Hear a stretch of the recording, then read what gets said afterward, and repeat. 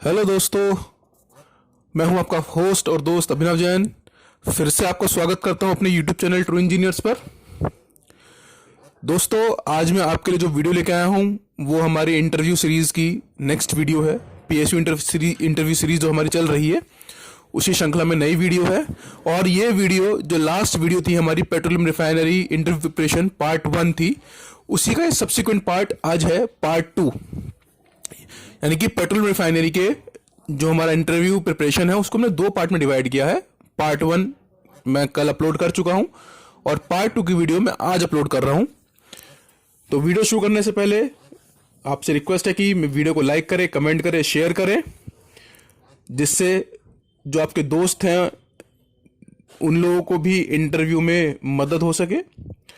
और अगर मेरे चैनल पे आप नए हैं तो चैनल को सब्सक्राइब करें और बेल आइकन जरूर दबाएं, जिससे मेरे आने वाले सभी वीडियोस की नोटिफिकेशन आपको मिलती रहे।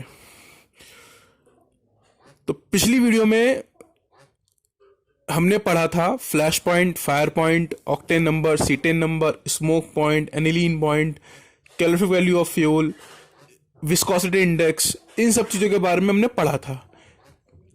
आज जो मैं बात करूंगा वो बात करूंगा कि कौन कौन सी प्रोसेसेस होती हैं आपकी रिफाइनरीज में डिफरेंट प्रोडक्ट्स को ऑब्टेन करने के लिए। और ये वीडियो बहुत महत्वपूर्ण है, बहुत इंपॉर्टेंट है, क्योंकि आप इंटरव्यू देने जाएंगे तो इन प्रोसेसेस के बारे में आपसे पूछा ही जाएगा। तो चलिए स्टार्ट करते हैं वीडियो आज की petroleum refinery interview preparation part 2। तो सबसे पहले हम बात करते हैं क्रैकिंग की और उसके टाइप्स की।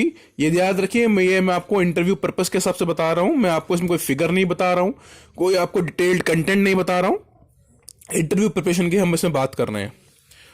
तो पहले cracking and types of cracking. Cracking क्या होती है? बेसिकली क्रैकिंग पेट्रोलियम रिफाइनिंग में वो प्रोसेस होती है जिससे हैवी हाइड्रोकार्बन के मॉलिक्यूल्स को हम लाइटर मॉलिक्यूल्स में ब्रेक करते हैं।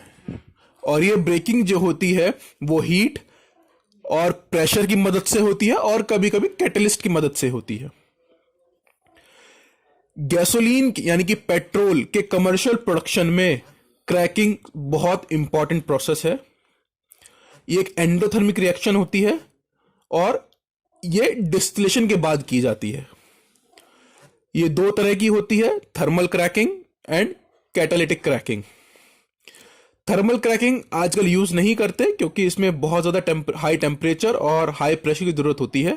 आजकल जो प्रचलन में है, जो चलन में, वो कैटालिटिक क्रैकिंग है।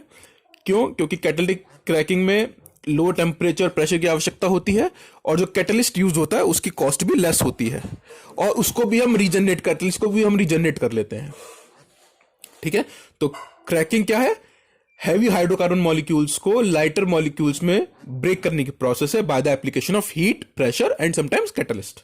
2 तरह की है, मैंने बताया आपको, thermal cracking and catalytic cracking. Catalytic cracking आजकल प्रेफर की जाती है क्योंकि लो टेम्परेचर, लो प्रेशर की जरूरत होती है और जो कैटलिस्ट यूज होता है उसकी कॉस्ट भी लेस होती है। इसके बाद आते हैं fluidised catalytic cracking, FCC. FCC एक कन्वर्जन ऑपरेशन है जो कॉम्प्लेक्स रिफाइनरीज में यूज होता है। ये गैस ऑयल्स से एडिशनल गैसोलीन बनाने में यूज होता है। जो गैस ऑयल हमारा एडीयू और वीडीयू, एटमॉस्फेरिक डिस्टिलेशन यूनिट और वैक्यूम डिस्टिलेशन यूनिट में निकलता है, उसमें से जो गैस ऑयल को गैसोलीन में कन्वर्ट कराने के लिए हम एफसीसी यूज करते हैं। कहा जाता है एफसीसी कैन क्रैक एनीथिंग। एक कहावत है रिफाइनरीज में कि सब हम एफसीसी के माध्यम से, फ्लूइडाइज्ड कैटालिटिक क्रैकिंग के माध्यम से हम कुछ भी क्रैक कर सकते हैं। एफसीसी एक केमिकल प्रोसेस है जिसमें हम कैटलिस्ट और हीट को यूज करते हैं to break long chain hydrocarbons into smaller chain hydrocarbons. और जो प्रोडक्ट्स निकल के आते हैं इसमें वो होते हैं gasoline, distillate, butane and propane fuels. एक बार जब गैस ऑयल की क्रैकिंग हो जाती है तो जो रिजल्टेंट एफ्लुएंट स्ट्रीम है उसको हम फ्रैक्शनेटर में भेजते हैं। फ्रैक्शनेटर में एफ्लुएंट्स को अलग अलग कर लिया जाता है बॉइलिंग पॉइंट के आधार पर, और जो प्रोडक्ट्स निकलते हैं उसमें गैसोलीन भी होता है, light and heavy gas oils होते हैं, स्लरी, ब्यूटेन, लाइट हाइड्रोकार्बन, बहुत सारे कंपोनेंट्स में होते हैं। तो एफसीजी एक सेकेंडरी कन्वर्जन ऑपरेशन है जो कॉम्प्लेक्स रिफाइनरी में यूज होता है। इसका मेन काम होता है गैस ऑयल्स जो एटमॉस्फेरिक एंड वैक्यूम डिस्टिलेशन के बाद गैस ऑयल्स आते हैं उनसे गैसोलीन को ऑब्टेन करना। एफसीसी में एक कैटलिस्ट और हीट के माध्यम से हम लॉन्ग चेन हाइड्रोकार्बन्स को स्मॉल चेन हाइड्रोकार्बन्स में ब्रेक करते हैं और जो प्रोडक्ट्स मिलते हैं वो उसमें gasoline, butane, propane fuels main होते हैं। एक बार जब गैस ऑयल की क्रैकिंग हो जाती है तो जो एफ्लुएंट स्ट्रीम है उसको हम फ्रैक्शनेटर में भेजते हैं। फ्रैक्शनेटर में बॉइलिंग पॉइंट के आधार पर अलग अलग हाइट पर अलग अलग प्रोडक्ट्स में मिल जाते हैं जिनमें गैसोलीन भी होता है, गैस ऑयल्स भी होते हैं, स्लरी ऑयल भी होते हैं, ब्यूटेन और लाइट हाइड्रोकार्बन्स भी होते हैं। इसके बाद आता है रिफॉर्मिंग। रिफॉर्मिंग क्या होता है, क्यों जरूरी होता है? देखिए हमने क्रैकिंग कर ली, क्रैकिंग के बाद हमें गैसोलीन भी मिल गया। जो एक गैसोलीन मिलता है ये क्रैक्ड पेट्रोल होता है, ये वर्जिन पेट्रोल नहीं होता, ये क्रैक्ड पेट्रोल होता है। इस पेट्रोल या नैप्था में जो ऑक्टेन नंबर होता है वो अप टू द मार्क नहीं होता, इसलिए इस पेट्रोल की जो क्वालिटी होती है वो बहुत अच्छी नहीं होती। हम क्या करते हैं रिफॉर्मिंग में, हम जो ये क्रैक्ड पेट्रोल है इसका ऑक्टेन नंबर बढ़ाते हैं मॉलिक्यूल्स के रीअरेंजमेंट करके। और जब मॉलिक्यूल्स का रीअरेंजमेंट करते हैं तो हम मॉलिक्यूलर वेट को और बॉइलिंग रेंज को ज्यादा अफेक्ट नहीं करते। मॉलिक्यूलर वेट तो हम बढ़ाते ही नहीं है, उसको चेंज ही नहीं करते हैं, और बॉइलिंग रेंज के साथ भी हम छेड़छाड़ नहीं करते।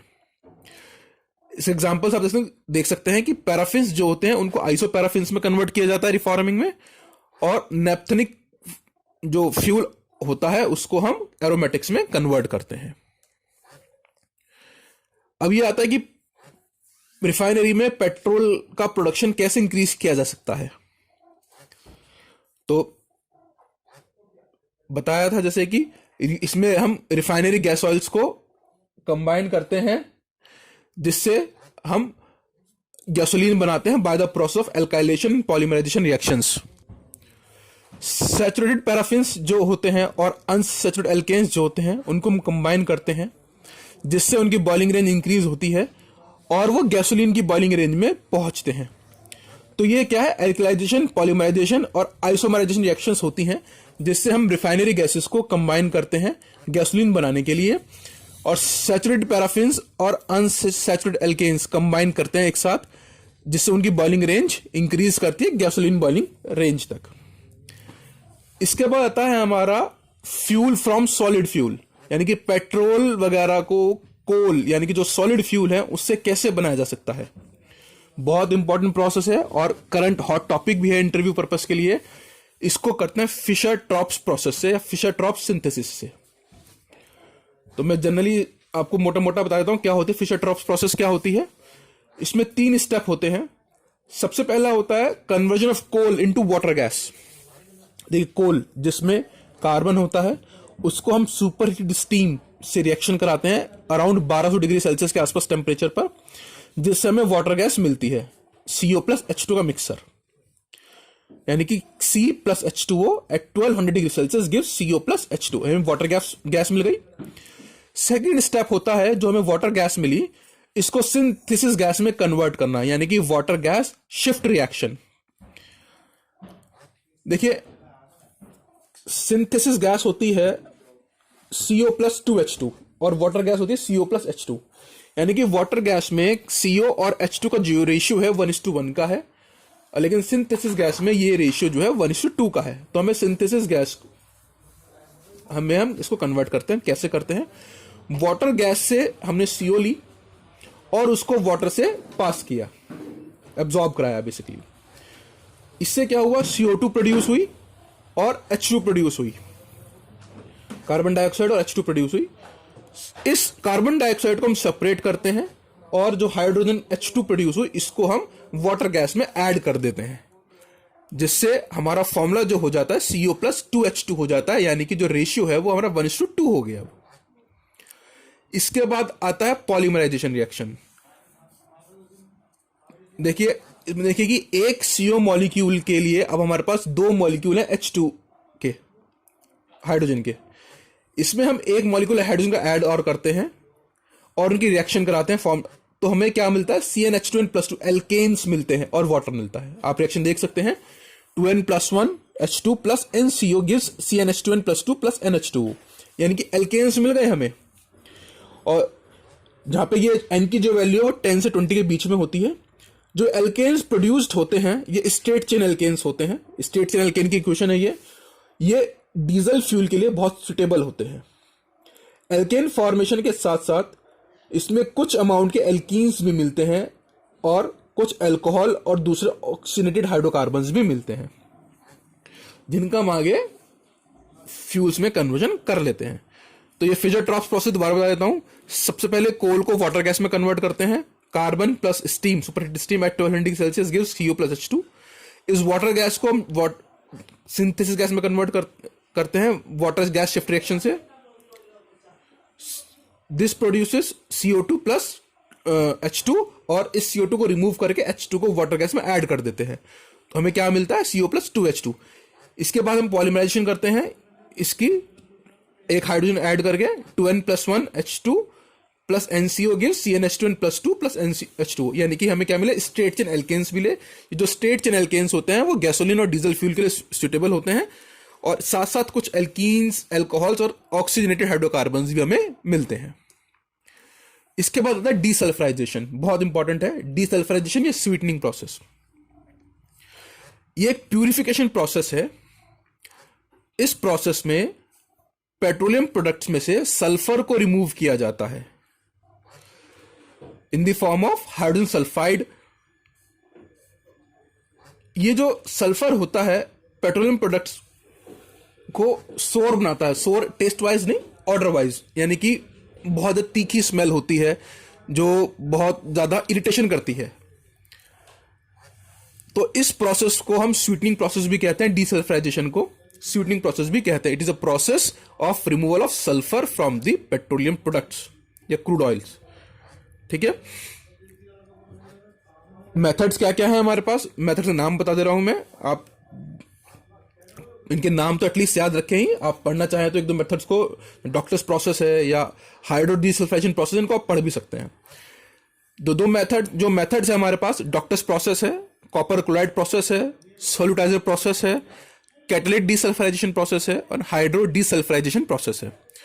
तो डॉक्टर प्रोसेस में हम सोडियम प्लम्बेट को यूज करते हैं मरकैप्टन्स को रिमूव करने के लिए, और जो हाइड्रो डीसल्फराइजेशन प्रोसेस है ये एक फिक्स्ड बैग रिएक्टर में 300 से 400 डिग्री सेल्सियस टेम्परेचर और एलिवेटेड प्रेशर्स के बीच में प्रोसेस की जाती है। ये एल्यूमिना बेस्ड कैटलिस्ट की प्रेजेंस में रिएक्शन होती है, और इसमें जो कैटलिस्ट होता है उसमें इम्प्रीजिनेटेड होता है वो मॉलिब्डेनम कोबाल्ट से या मॉलिब्डेनम एंड निकल से। तो ये जो प्रोसेस है ये हाइड्रो डीसल्फरेशन प्रोसेस है। ये सारी स्वीटनिंग मेथड्स यानी कि सल्फर को रिमूव करने के मेथड्स है। इनके नाम तो आपको एटलीस्ट याद होने ही चाहिए जब आप इंटरव्यू में जाएं। हाँ, इसके बाद बहुत बार पूछा जाता है और बच्चे कंफ्यूज भी होते हैं, हाइड्रो क्रैकिंग और हाइड्रो ट्रीटिंग में क्या अंतर होता है।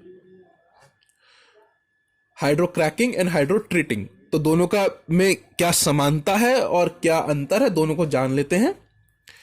हाइड्रो क्रैकिंग, जैसे नाम से पता चल रहा है, cracking in the presence of hydrogen. इसमें क्या होता है, जो अनसैचुरेटेड हाइड्रोकार्बन्स होते हैं वो सैचुरेटेड हाइड्रोकार्बन्स में कन्वर्ट होते हैं, और अनवांटेड कंपोनेंट्स जैसे नाइट्रोजन हुआ, सल्फर हुआ, क्लोरीन हुआ, वो रिमूव होते हैं। जब इनकी रिएक्शन की जाती है, हाइड्रोजन से सल्फर H2S बना लेगा, क्लोरीन HCl बना लेगा, नाइट्रोजन NH3 बना लेगा, है ना। तो ये कंपोनेंट्स रिमूव हो जाते हैं।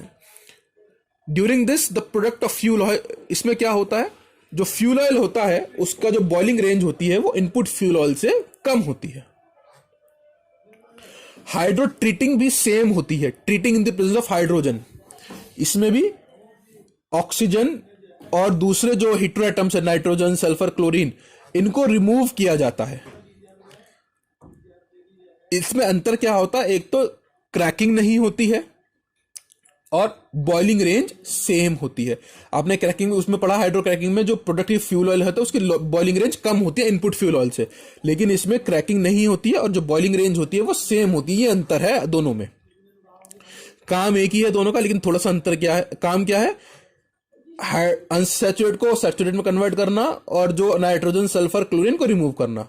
लेकिन डिफरेंस क्या है, जो हाइड्रो क्रैकिंग है इसमें जो प्रोडक्ट फ्यूल ऑयल होता है उसकी बॉइलिंग रेंज कम होती है इनपुट फ्यूल ऑयल से, और ट्रीटिंग में इसमें क्रैकिंग नहीं होती है और जो बॉइलिंग रेंज है वो सेम रहती है। जो एडीयू और वीडीयू से गैस ऑयल निकला, एडीयू से वो गया वीडीयू में, वीडीयू से जो गैस ऑयल निकला वो क्रैक्ड पेट्रोल होता है, उसकी हाइड्रो क्रैकिंग करते हैं। और जो एडीयू से निकल के आता है गैसोलीन, उसे हम वर्जिन पेट्रोल कहते हैं, उसकी हाइड्रो ट्रीटिंग करते हैं।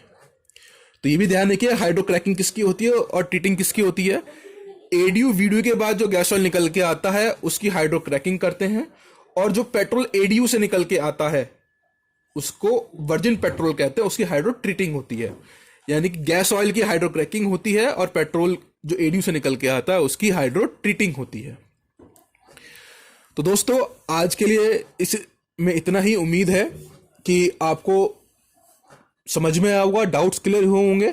जो मेन प्रोसेसेस हैं वो मैंने आपको बता दी हैं, चाहे वो रिफॉर्मिंग हो, चाहे वो क्रैकिंग हो, चाहे एफसीसी हो, चाहे वो हाइड्रो क्रैकिंग हाइड्रो ट्रीटिंग हो, चाहे वो डीसल्फराइजेशन हो, इनके बारे में बात कर ली है।